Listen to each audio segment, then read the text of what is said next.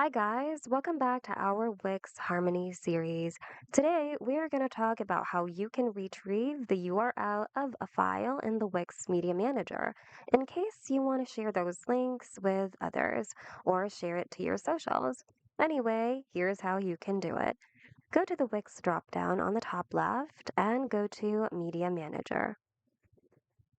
Go to Site Files and look for the image, video, or whatever file it is you want to retrieve your URL from.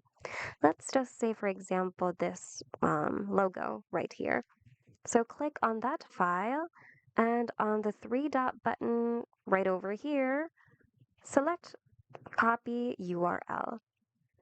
So once your URL is copied, you can then send the link to whomever you want to send it to, or you can do whatever you want to do with it. If you want to see if it's working, you can simply open a new tab, and once you open that link in a new tab, that will show.